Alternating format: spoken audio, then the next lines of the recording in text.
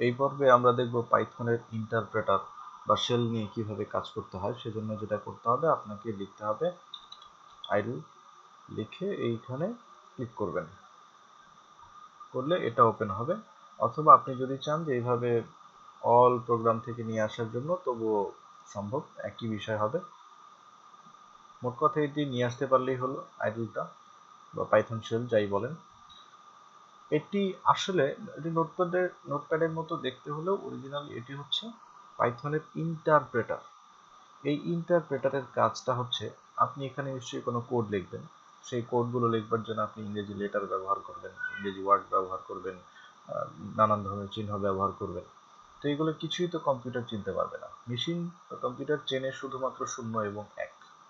Machine ল্যাঙ্গুয়েজে এই দুইটা জিনিসই আছে।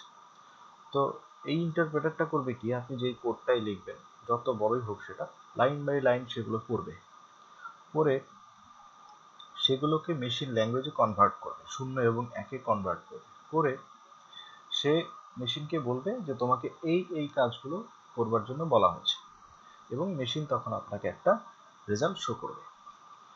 তো এই কাজটাই হচ্ছে মূলত ইন্টারপ্রেটারের কাজ, এবং এজন্য ইন্টারপ্রেটারের মাধ্যমেই আপনাকে পাইথনের কাজগুলো করতে হবে।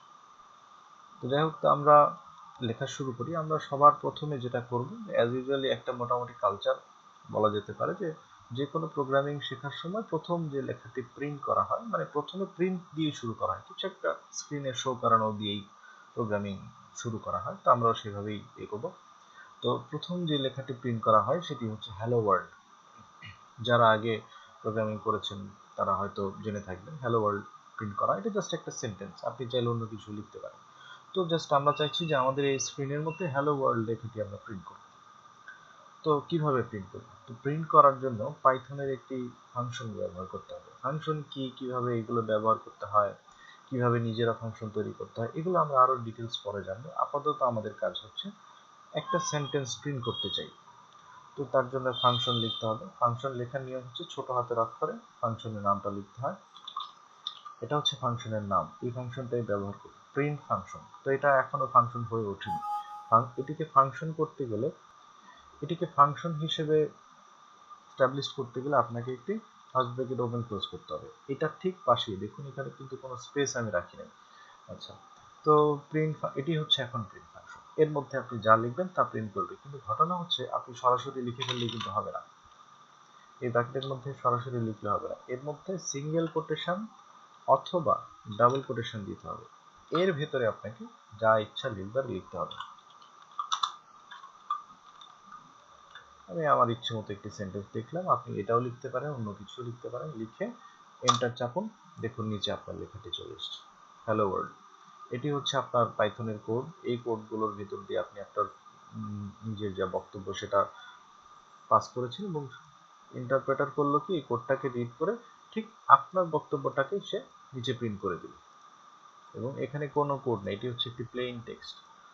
আচ্ছা, এইভাবে আপনি যে কোনো ধরনের টেক্সট প্রিন্ট করতে পারেন। এখন আবার আরো একটা বিষয় করা যেতে পারে, যে আপনি যদি চান যে যদি যোগ বিয়োগ করা যায়, তো প্রিন্ট ফাংশনের ভেতর দিয়ে আপনি যোগ বিয়োগ গুণ ভাগ ইত্যাদির কাজও করতে পারবেন। তো সেক্ষেত্রে যেটা করতে হবে, এই ডাবল কোটেশনটা দিতে হবে না যদি যোগ বিয়োগ করতে চান। ধরুন ডাবল কোটেশন বা সিঙ্গেল কোটেশন দিয়ে আগে একটা প্র্যাকটিস করি। আমি চাইছি যে 5 এবং 6-এর যোগফলটা দেখব, এইভাবে এন্টার চাপুন, দেখুন সেও এই সেম টু সেম জিনিসটাকেই প্রিন্ট করেছে। কোনো যোগফল তো আমাকে দেখায়নি, যোগফল হবে 11, এটা তো আসেনি। তো সেজন্য আমাদেরকে যা করতে হবে, যদি যোগফল দেখতে চান তাহলে প্রিন্ট লিখতে হবে, লিখে এখানে লিখতে হবে 5 যোগ 6। দেখুন ডাবল কোটেশন সিঙ্গেল কোটেশন কোনো কিছুই ব্যবহার করিনি। তাহলে হবে কি, সে বুঝতে পারবে যে আচ্ছা তাহলে এটা আমাকে যোগ করতে হবে। এবার এন্টার চাপুন, যোগফল দেখতে পাবেন। বিয়োগ করতে চাইলেও করতে পারবেন, গুণ ভাগ ইত্যাদি সবই করা যাবে। এই হচ্ছে পাইথনের ইন্টারপ্রেটারের ব্যবহারের একেবারে মৌলিক কথা।